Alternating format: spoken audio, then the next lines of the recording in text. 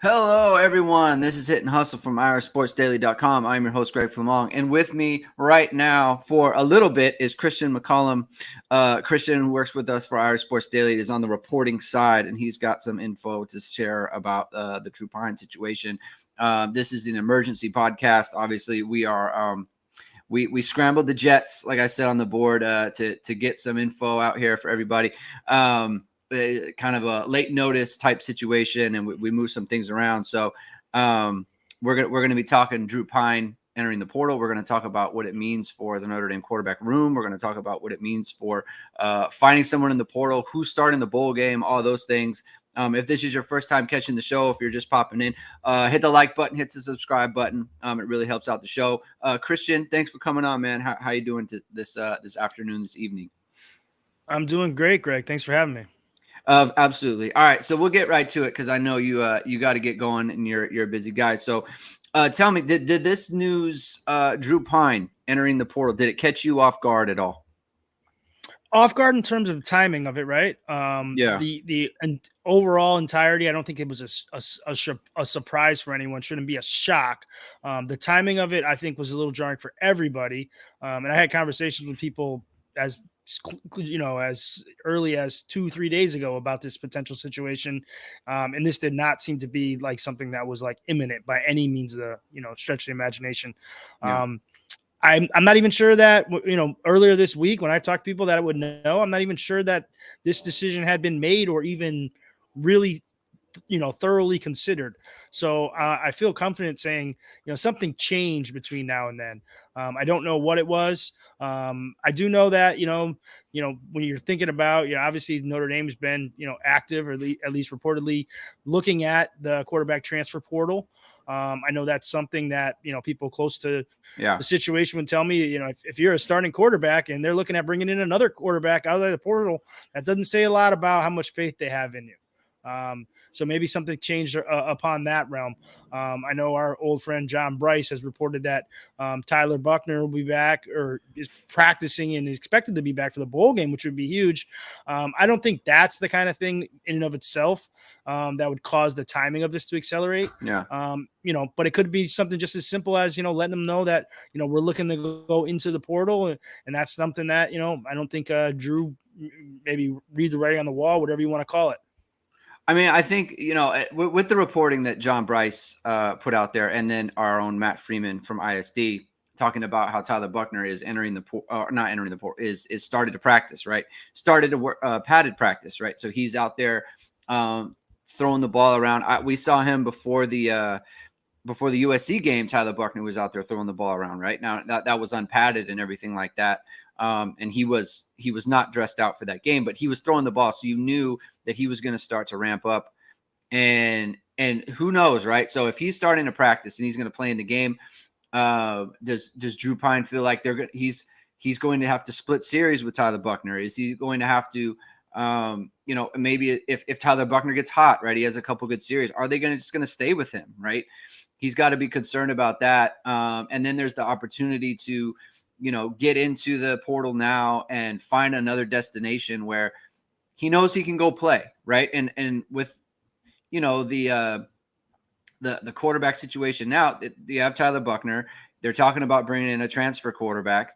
So there's that. Then you have Steve Angeli, who they're really excited about. And then you have Kenny Minchie, who's signing in the 2023 class. And then beyond that, you have CJ Carr in the 2024 class. So it's a very murky, kind of path forward for him. It just in terms of like his playing time after this year, and even in the bowl game itself, I think it was surprising for me to hear that he wasn't going to be in the bowl game. I fully expected him to probably start the game, but if he felt like even that was in jeopardy, I could see that being something that could send him to the portal. Did you have any? So my thinking on. Yeah, my thinking on that, I think it probably has something more to do with Notre Dame, like finding out Notre Dame's going into the portal. I don't think Drew was afraid of any quarterbacks on the roster currently, or even add Kenny Minchie to that group. I don't mean that to think he thinks, oh, I'm better than all these guys, but I don't think any of that would drive him to say, oh, I'm getting in the portal. If Tyler Buckner's starting this game, I'm out of here. I just don't see that, just knowing them. I also I feel like the timing of it, I know Drew and his family pretty well. They're just going to do what's best for Drew. Right. And like, not to say they're selfish or anything like that, but this isn't going to be a snap decision where anyone's feelings were hurt. And they're saying, oh, well, it's a rash decision where my feelings are hurt and I'm out of here. That's just not the way Drew and his family operate. So the timing aspect of it tells me that there's, they think there's other opportunities out there that could get snatched up, or they just think it's best for him to get started on letting everyone know he's going to be out there now.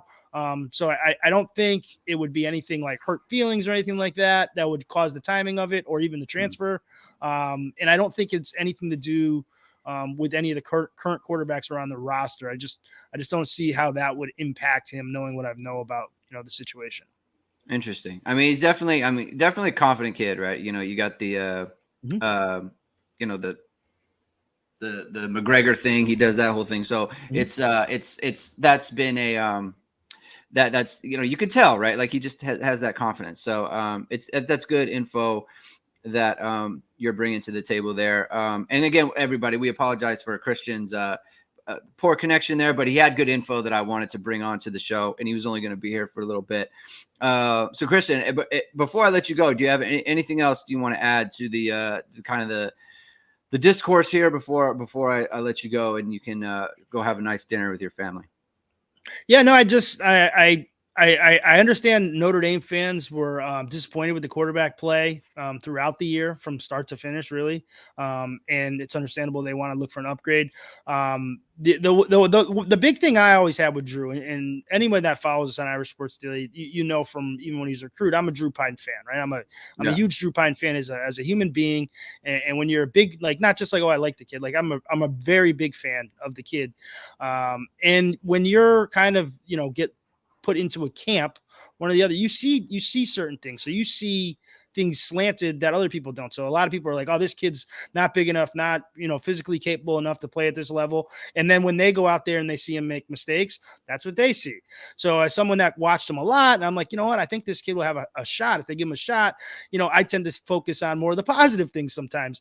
And the one thing that I do believe Drew proved, right, in the time at Notre Dame, and I actually believe he proved it last year, is that he's physically capable of playing the position at a very high level, right? So I know when he first came in against Cal, I think about that little pass to Mayer, that 4-yard pass that he threw into the ground, and people are going, what the hell? Or all these bad throws. Like, what are you doing? And it's like, I understand why people are down that. But then at the same time, you see that he is capable of making some big time throws. I think the thing with Drew is like, his potential, right? As good as he can play at his best, like how consistent can he be at that level? But the idea that he's not physically capable, and now you can argue about the batted balls and being a short quarterback, and that's true, but there's also short quarterbacks that succeed, and they're not all Russell Wilson that are running around, So the height thing is obviously a detriment to him. But the question for Drew moving forward is like, how consistent can you be at playing at that high level? Like, is that like your absolute best and that just comes out every now and then? It's going to be a struggle. But if he can be more consistent in that level, playing at that high level, he can make the throws. He just needs to make them more consistently.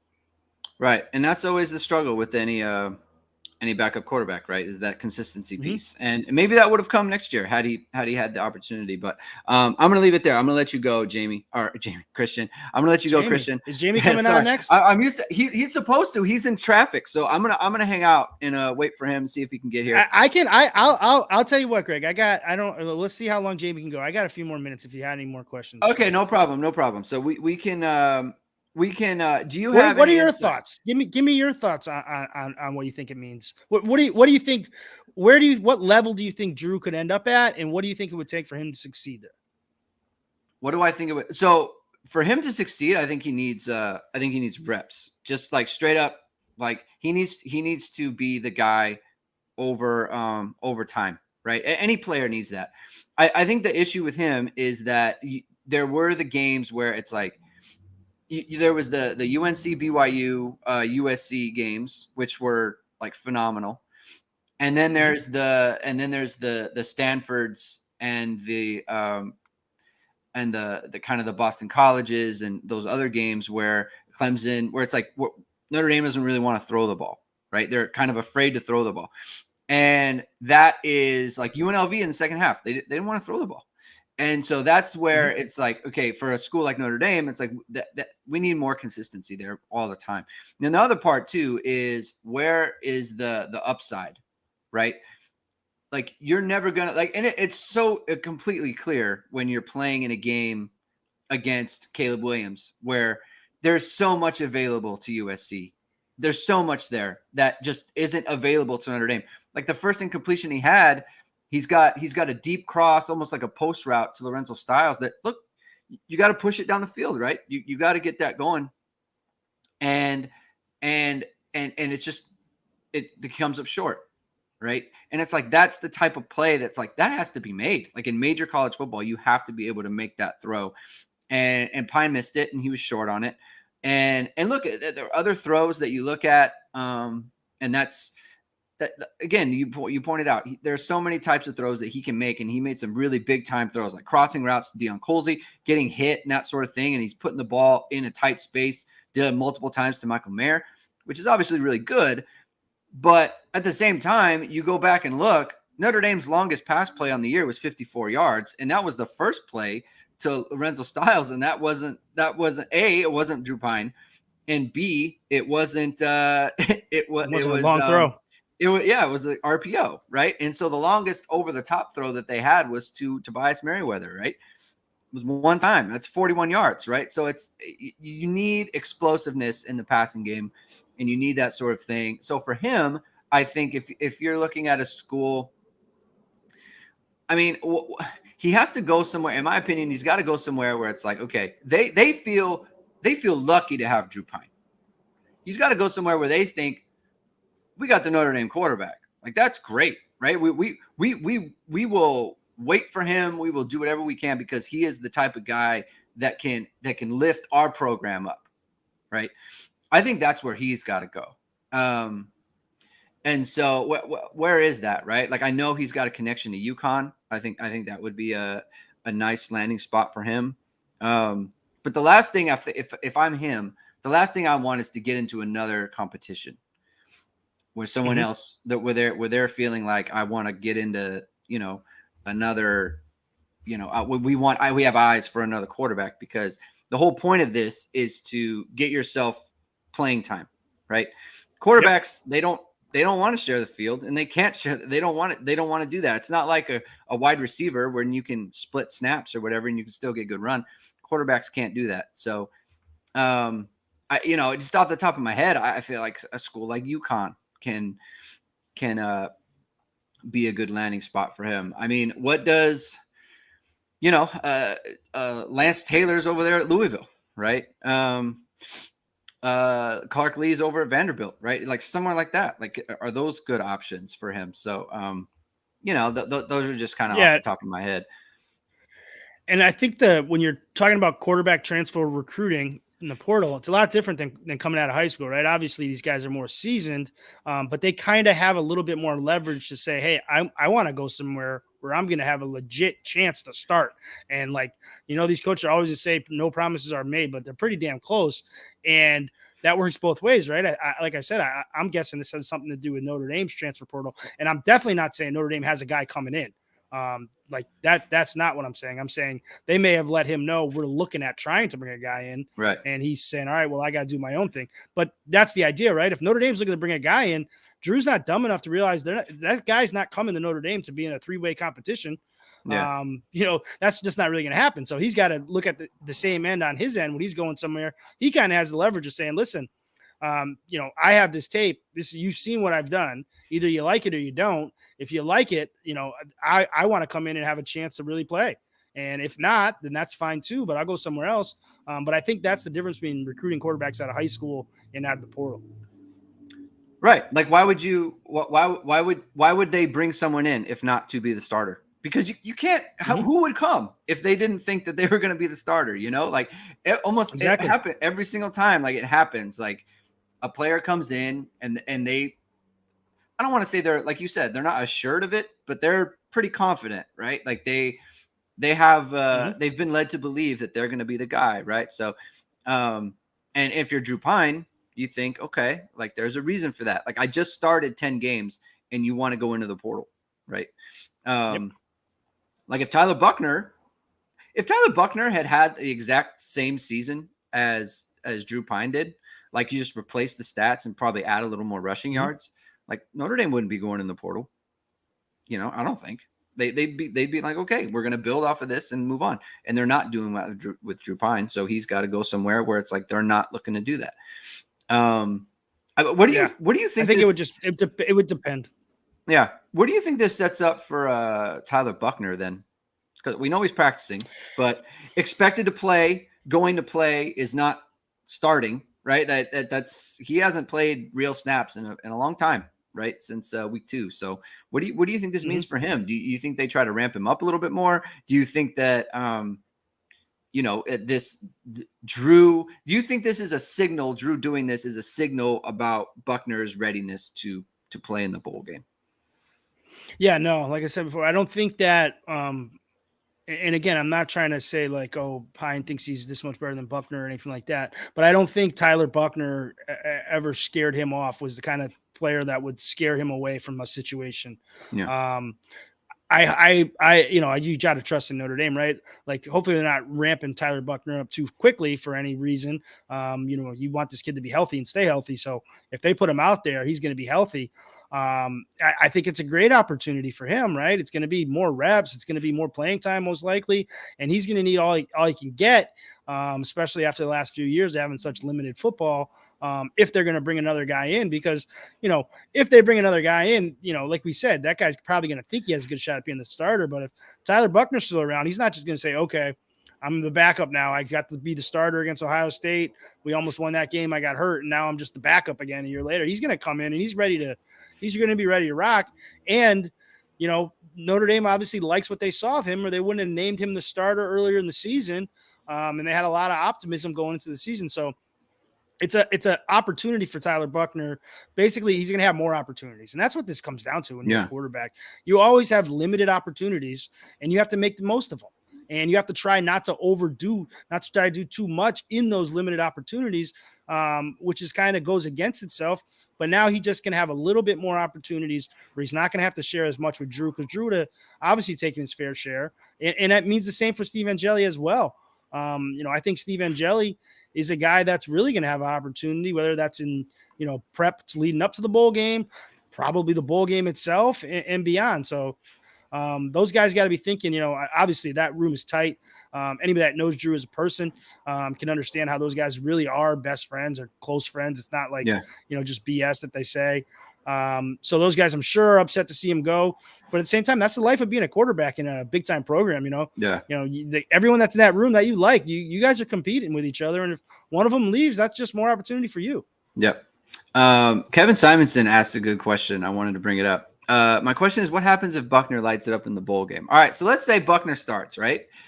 And he does a Drew Pyne against USC or BYU or North Carolina, whatever you want to imagine, right? Big game. Let's say 22-28, 300, 3 touchdowns, rushing touchdown, right? What does that do for the portal then? Because I think Notre Dame would still go in, because you kind of need to, right? Buckner has not been healthy, and you don't really know. Like, one game is not a huge sample size. But at the same time, like, would that affect a portal quarterback looking at the Notre Dame situation? It's like they have this young guy who they tried to start, and they couldn't because he got hurt. He goes in the bowl game and lights it on fire. Like, would you think that would throw a wrench into things? Like, how much do you think that would be a factor, like, in a number of ways? Well, it'd have to be, right? It would mostly be from that other potential quarterback's mindset. And I'll tell you who else it would impact is whoever else is trying to recruit that quarterback. Because whoever's trying to recruit that quarterback, if they're able to say, here's a kind of a clean path, we can show you the path to you being the starter. Here it is. Oh yeah, you thinking about going to Notre Dame? yeah, well, they got relationships with Tyler Buckner. Look what he just did in the bowl game. Do you think they're just going to push him aside? It'll be a recruiting battle again, and it'll just be something Notre Dame has to sell. And at the same time, it gets tricky, right? Because you don't want to go out there and start saying, "Oh, the guy we have is no good. You're better than him." That's not what you're going to say, because what kind of loyalty does that show? Yeah. But I mean, yeah, it could make it a little bit more tricky for sure. Yeah. So that it's just an interesting.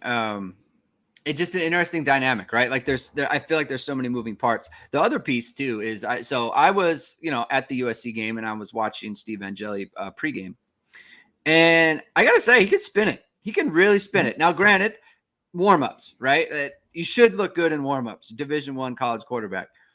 But I was telling some people earlier, who didn't look good in warmups was Brandon Wimbush as a freshman in 2015. I saw him throw the ball, and I was like, "Woo, you're missing people against air. That's not good, right?" And so that just so Angeli, right? Like the ball comes out different for him. It just does.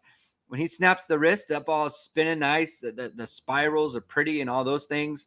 And I know Matt has been talking. He talked a lot more about it in the offseason, just kind of off it's really like reportable things, because it's just kind of word on the street. But Angeli, they like him, and he looks good. And obviously in the spring game, again, it's the spring game, right? Grain of salt stuff, but he goes down a game-winning drive, dives for the winning touchdown and that sort of thing. And they like him. They like what they have. So I'm kind of interested to see what like a Steve Angeli, Tyler Buckner bowl game could look like. And the other parts of that is like, do you want to run Tyler Buckner because he has the shoulder problem, right? Like it's almost like you want to use him as a passer and not a runner. So so many things going on, Christian. Yeah. Yeah, I think that would be a great situation if you say, "Hey, Tyler, look at this as an exhibition game, glorified spring game, whatever you want to look at it as. Let's just sit back and no running, like only run if you need to, like absolutely, when in doubt, chuck it away, and let's just sit back there and almost try to play 7-on-7." That's what he would need. That's what he needs, right? Those are the kind of reps that would be valuable for him. For Steve Angeli, if he gets in there, just go, man. Here you go. This is your chance. Big stage. This doesn't happen very often, where you get a freshman quarterback with an opportunity to start in a bowl game like this. Go for it. I think that would be tremendous experience for Angeli. And, I know a lot of people were upset that he didn't play more during the season, but the way it worked out was that they really couldn't play him against that UNLV game, just in case they needed him in USC. Yeah. And look at now. I mean, you really have to think about, the way you're handling these kind of situations. It's almost like a baseball situation, right? Where these minor leaguers come up. Oh, right. And if they play like so many games, they lose the free agent year. Yeah. And you're like, why isn't Jackie Bradley Jr. playing? He's a stud. It's like, it's going to matter more in freaking 8 years when we need him, even though he was never really a stud. Yeah. But that's just my GG. Well, you got to plan for all contingencies, right? Like that's just good. For sure. And some of them are obvious. Yeah. That's just good. That's just good planning. It's just good planning, Christian. Yeah. So there's a lot going on there, and then you have Kenny Minchie who's coming in, and so it's just a lot of moving parts. And let me ask you this though: do I still have you? Are you good? Yeah, I got one more. Then I'm gonna have to run. All right, one more. Who is your preferred portal quarterback? Oh, I guess the safest bet, basically, because I'm not a doctor and I haven't seen any X-rays or whatever you would need, MRIs or anything like that, and I wouldn't know how to read them anyways. In my quote unquote, the safest bet for me would be Hudson Card. And by no means do I consider him a safe bet. Just I'm looking at Hudson Card versus Devin Leary versus the kid from Tulane or whatever it is. And who else? Who else knows? Okay, yeah. I think I wouldn't, like I said, I wouldn't call him a safe bet. It's just that Leary's injury that stuff kind of scares me a little bit. But I didn't watch a ton of Hudson Card. Talk to people down in Austin who really, really like him. Yeah. I also know we have some ISD members who watch Texas all the time. It's like their second team, and they've had their own questions surrounding them. But yeah, you're talking about an athletic kid. I mean, he can throw it. I mean, people I know in Texas think he should be the starter over Quinn Ewers. Yeah. And they say that, Sark basically screwed up that whole situation. So everything I hear about him, and I saw him play against Bama and stuff like that, he looked pretty damn good to me. That's the guy that I think would be good. And he's probably a kid where you can get away with really not promising the whole world to. I don't know who's going to be able to promise him the world at a school at that level.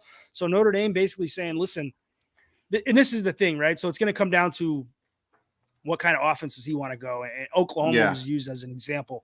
And developmentally wise, like people are just like, you don't want to go to Oklahoma where it's like the reads are all made for you pre-snap and you just take the ball and throw it.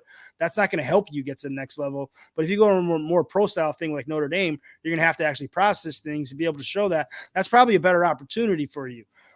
So I think that he's a kid that would come in and you say, hey, we're not promising you nothing. We really like Buckner. He's got a lot of upside. Come in here. You have a chance to compete. That's all we can promise you. Will that be good enough to get him? I don't know. All right. Fair deal. All right, Christian, I'll let you go. You can go have a lovely dinner with your family, and then you can watch the rest of these wonderful comments later. So thank you so much for coming on, Christian. And everybody, I'm gonna keep the party rolling. Maybe Jamie will come in. All right, buddy. So maybe Jamie will come in, and he will. And we can get some of his reaction and that sort of thing. So we're gonna get there's a bunch of comments and questions and that sort of thing, and so we're gonna do that, right? I'm gonna react to some of the listener comments. Coach Hump says, "Question: Does Drew Pyne entering the portal in any way indicate that Reese's immediate future does not reside in South Bend?" My guess is that is not the truth, but it's too early to know. Yeah, I don't think so. I don't take it as an indication of that, right? Especially when you hear that the staff was surprised. I think hearing that the staff was surprised by that, it makes me think that they don't feel like there was anything that was communicated to him that makes them feel like, oh, he's going to go into the portal, right? Or we put the writing on the wall for him. It's just from their end, right? I think if they had told him, or they had kind of basically said that, you're not going to have the opportunity next year, you're not going to be the guy next year or whatever, I think then you why would you be surprised if you put the writing on the wall for him? So that's kind of how I see it. Eastside Irish, this is my favorite Notre Dame podcast, just to let you know. I appreciate it, man. That's very nice. And if this is your first time listening to the show, hit the like, hit the subscribe button. This is the type of thing we do. We will we're all we're working hard, and things like this come up. And it's a Friday evening, and I rushed home to record the pod for the people because I wanted to talk to people about it. So I appreciate everyone for being in the show and rapping with me and talking about this situation. Kevin Simon says, I want to see if Brennan Armstrong could replicate 2021 at Notre Dame with a better supporting cast. So that I think is intriguing. The problem is that I don't think that Notre Dame can take a chance on that, right? You can't. You put a bunch of bad tape out there, and you only get one shot. You can't take multiple portal guys and throw it against the wall and see kind of where it goes, right? Like, so I think it's probably too much of a risk to grab him at this point. There's just too much bad tape. The 2021 though, that would have been. I mean, 2021 that would have been a no-brainer, right? At this time last year, people would have jumped at the chance. Let me see. I'm just going to try to see if I'm going to go to this comment by Ebenezer Gatsby. Excellent point about if you gave Buckner Pyne stats that Notre Dame wouldn't be going into the portal for help. Like you wouldn't. Like, and because of the skill set for one, and for two, because of the running piece. But like I think the way Pyne threw the ball, and his numbers there, I think you would take that if this was Buckner's first year. If Buckner was 8-4, again, same season, right? Do everything the same. Imagine Buckner hadn't gotten hurt and everything just the same happened. I think people would be happy about Tyler Buckner's progress, and they would be happy about his future, right? The problem for Pyne is not that he played, and I put this on the message board too last week. The thing about Pyne is that whatever they asked him to do, he could do it. He did it in multiple games, right? He was capable of it. Now, sometimes he didn't execute what they asked him to do, but generally speaking, what they asked him to do, he could do it at a pretty high level. The problem is that you're limited offensively in what you're asking because of his skill set, right? He's not a runner, right? So that takes that away, right? He doesn't have a big arm. So the vertical game, pushing the ball down the field on a consistent basis, some of these deeper routes, some of these deeper concepts, you just take him out of the playbook because it's like, we're not going to ask him to do that, right? And we saw a couple times when they tried and it didn't work out. So that's where it's limiting for Pyne, right? Which isn't to say, like, so again, it's not ripping him. It's not saying he did a terrible job. He's a terrible quarterback. It's just the fact of the matter is that there's some things that he cannot do that Notre Dame didn't ask him to do smartly. And he had good numbers, right? 22 touchdowns, 6 interceptions. You know, I've seen some people talking about Phil Dracovic, right? He goes in the portal. Drew Pyne had a statistically almost better season than Phil Dracovic had in 2020 when people were talking about how well he played. From a passing efficiency standpoint, from a passer rating standpoint, you know, Drew Pyne finishes with 155 and Drakovic's at 138, right? So I think there's something to be said for that, right? The way that what he did, what they asked of him, I think he did a good job. It's just that there's a limiting factor there physically, and Notre Dame needs to get better, and that's what they're looking to do.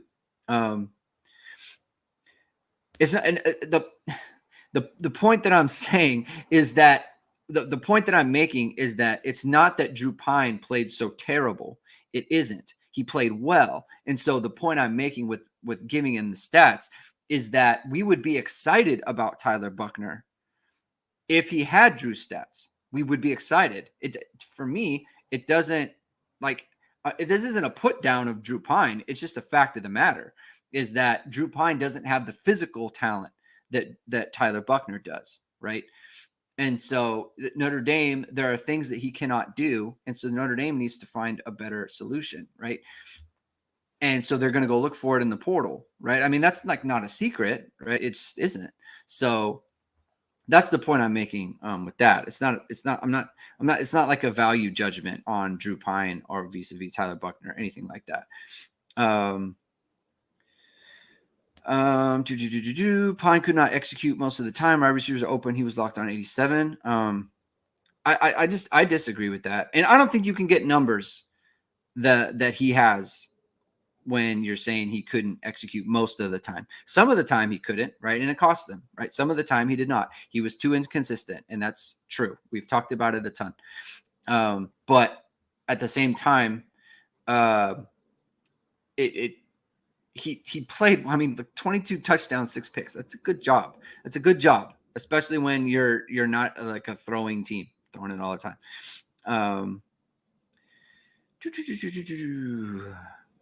The coaching staff, let me just Coach Hump says 197 people watching, only 35 likes. That puts that number to likes higher. Okay, let's do it right now. Everyone hit the like button. I appreciate it.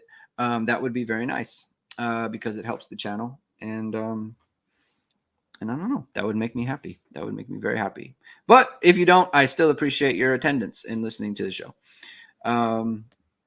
Here's a nice comment from Sean Kennedy. Good luck to Drew. He did as well as he could with what he had to work with, but he has a ceiling. So from a purely football standpoint, this isn't a big deal. Sure. Right. Not a big deal. This is what I would say for Drew Pyne is he came in and Notre Dame was in a bad spot, and he gave the Notre Dame fans a good season. He did 8-2. I think you can put the Stanford game on him, but it's like not a huge surprise that a backup quarterback would come in and you know, kind of cost the team a game, right? That's not. But you know what? Won the game against North Carolina, won the game against BYU. You know, they beat Clemson, and look, he's a quarterback of record, man. And I'm glad that he got that moment because a lot of Notre Dame quarterbacks didn't, right? Like Ian Book in 2020, he beat Clemson and he didn't get a full stadium, right? And Drew Pyne did. He threw the dagger to Mayer, and I it's not even that I'm trying to give him credit for it. I'm just glad that he got that moment because that's a great moment. It's a great thing for him to experience, for his family to experience, for everyone involved in him to be a part of. Like, it's very cool, and it's a very great moment for them and the team and all that stuff. And that's something he'll probably never forget. So I think people should appreciate what Drew Pyne did for Notre Dame. it was not an easy situation, right? That I'm sure the campus was down. I'm sure the team was down, and they ended up having a good year. So good on him, man. I think people should appreciate that. CMAC, how many players do you really think we're going to see in the bowl game? Others are saying it's going to be a freshman sophomore shine game. Well, they play a lot of freshmen and sophomores anyway. I don't know. It's hard for me to, like, Jarrett Patterson. I know he's playing hurt, and I get that. It's hard for me to see him sitting out. Like, frankly, I could see I could see Foskey playing in the game. I could see him not, right? Like, I understand that. It's just kind of hard to say, right? It is. They play young guys. I think if I was are the running backs not going to play, right? Are the receivers not going to play? I understand Mayer might not, but like, you have Mitchell Evans, you have Holden Stays, you have Davis Sherwood, who's a blocker and that sort of thing. So I would think. I mean, obviously Fisher and Carell and Alt are going to play. The Adamalolas, or at least Jason. That's kind of up in the air. I don't know. I feel like he should play, right? I mean, you're going to be. I don't know how high he's going to be picked. I would think he would want to play. I don't know. I don't have a good feel for it, other than and even if he didn't, he's missed games before. Notre Dame's been fine, right? I don't like. Is Maris not going to play? Is Bertrand not going to play? Is Kaiser not? Right? I think all the corners will play.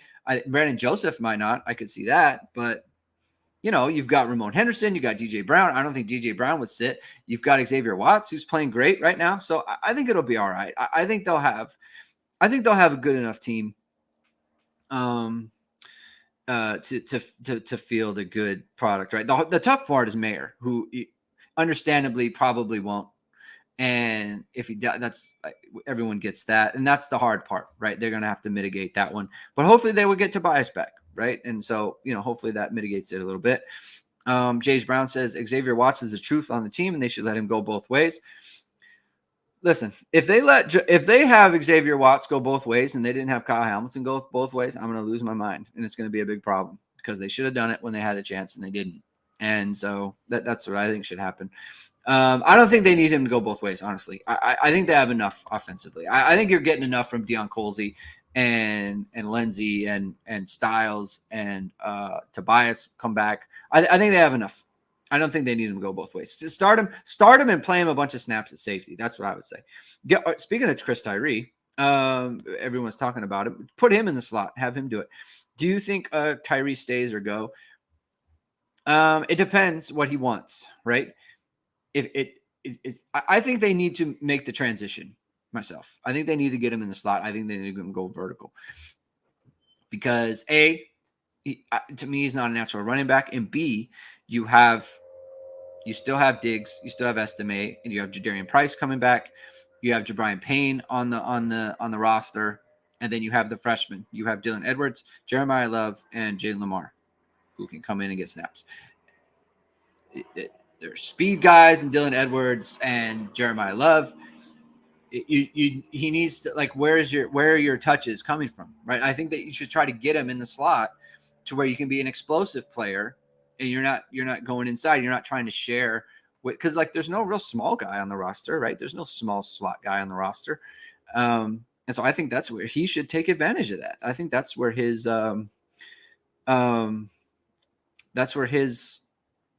role can be. We got a Willis McGahee. We're talking Willis McGahee. Oh, because of the injury. Sid Iris is bringing it up because of the injury. Yeah, he got a really bad injury. But I think it was Jalen, honestly. I think it was Jalen where it's like guys were started to sit out because of that injury. Ebenezer Gatsby puts it up here. It's kind of crazy that Notre Dame's player injury in a bowl game. Jalen Smith accelerated the concept of draft eligible players skipping the bowl game. I think that's right. I think it is.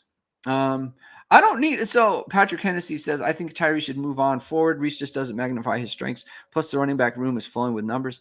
I really don't think it's I don't think it's Reese's fault. Like, I really don't. I think he's just he's not as good a running back as like Diggs and Estime are.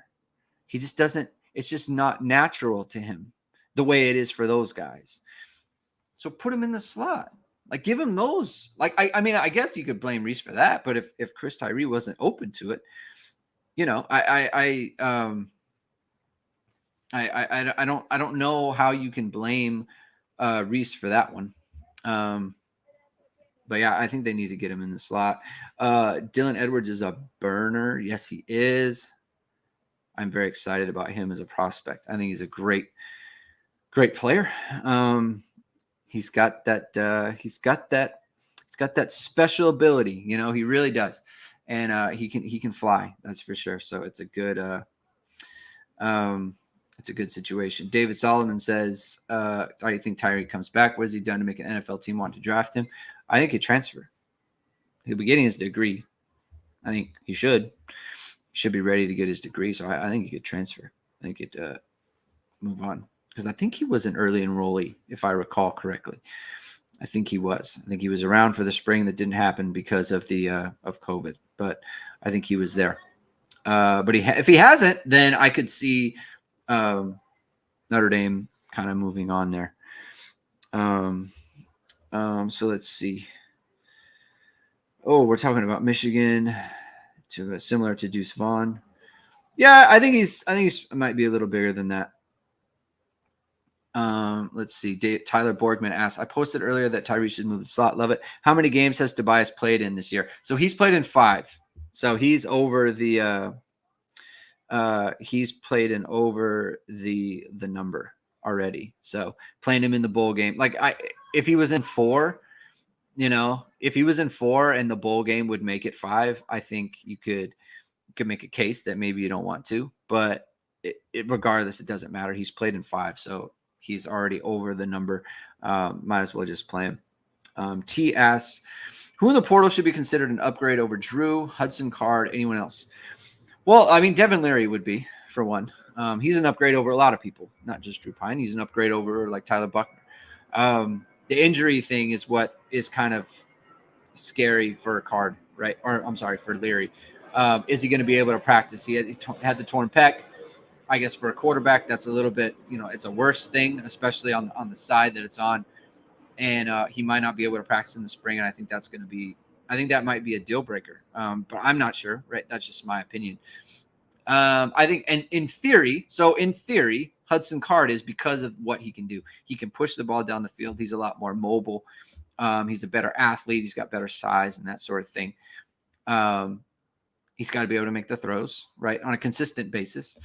If he's going to be inconsistent, here's the thing: if Card or anyone else you feel like they're going to be inconsistent, you don't know what you're going to get on a game-to-game basis, then I don't know that they would be an upgrade, right?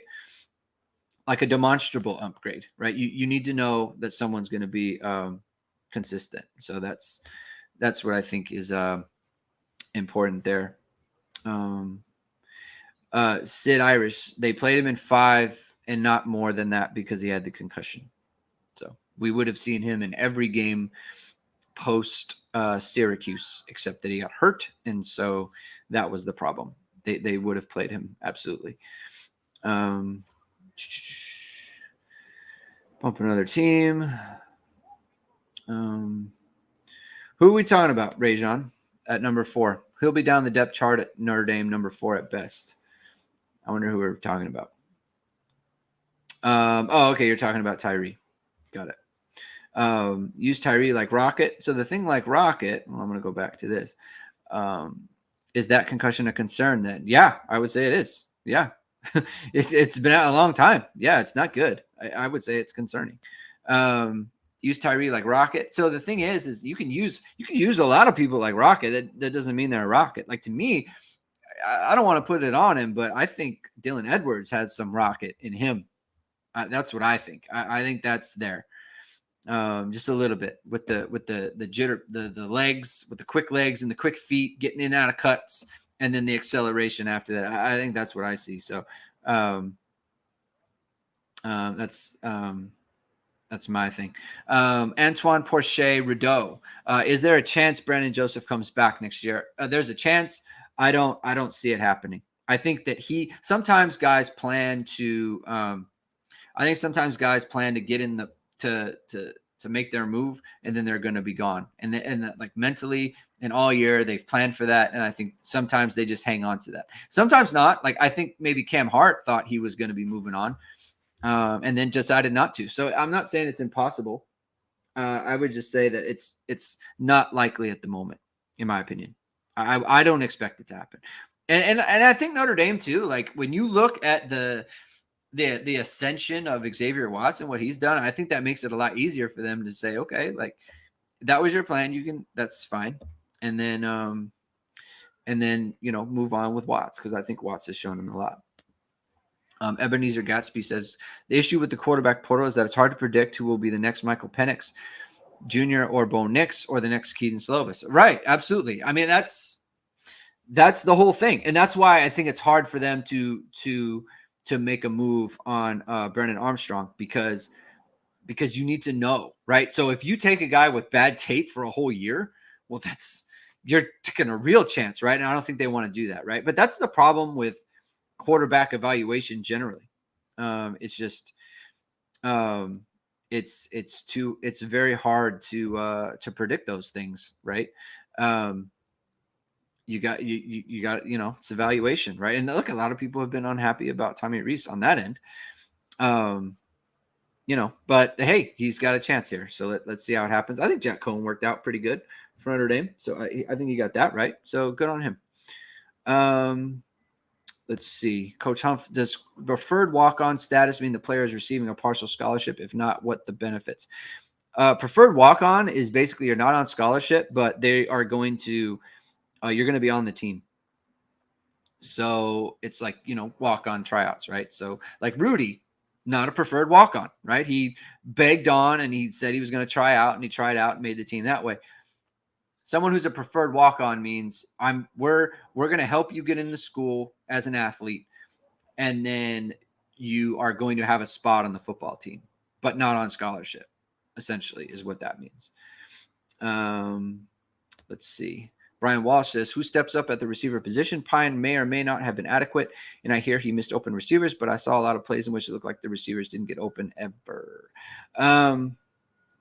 Who steps up? Well, I mean, the roster is the roster, right? They all have to step up, with the exception of Lindsey, who won't be back, and Avery Davis, who won't be back. So I think – so the thing with Notre Dame in their receiving core is they have a lot of guys – like, unfortunately, we didn't get to see it from Tobias because he got hurt, but he's a separator. I think Jaden Thomas is a bigger body who is a good route runner, and he can separate, but he doesn't have that elite acceleration. So it's hard for him to get distance away from people. So he's got to win kind of at the catch, and which he has done, right? He did that this year, and that's good for him. Same thing with Deion Colsey. Same thing to an extent with Lorenzo Styles too. So I don't know if they've got to get him in space a little bit more because I didn't really see him running away from people. So that's what they need. And Tobias is the type of guy who can, as we saw it in the Stanford game, where it's like he can get into somebody and then make the move and then accelerate past them, and then they're kind of hopelessly chasing. So that's what we can hope to see from those guys. And then you got the freshmen coming in, and hopefully, with Caleb Smith, who they just got, and then Jaden Greathouse, Rico Flores, and I'm thinking of Braylon James. There we go. So that's hopefully those guys are hits, and then hopefully they get one person, if not two people, in the portal. That's what they're going to be looking at.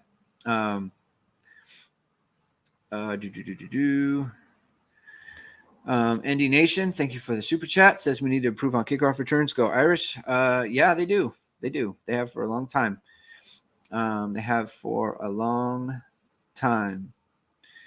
Has Lindsey announced he isn't coming back? I don't think he has officially, no. I don't think that has been official. Jeremiah 11, Rico Flores will be pushing for the starting slot next year. They'll both be too good to keep off the field. That would be great. That would be great if that was the case. So, all right, guys, I'm gonna leave it there. I've got to go pick up my kids from school now. Kind of rushed home to get this out for everybody because we wanted to talk about it. So I appreciate everybody for being on the show today. Impromptu show, emergency pod. I appreciate all the listeners, all the viewers, all the questions, all the comments. It was a great time. Hit the like, hit the subscribe button.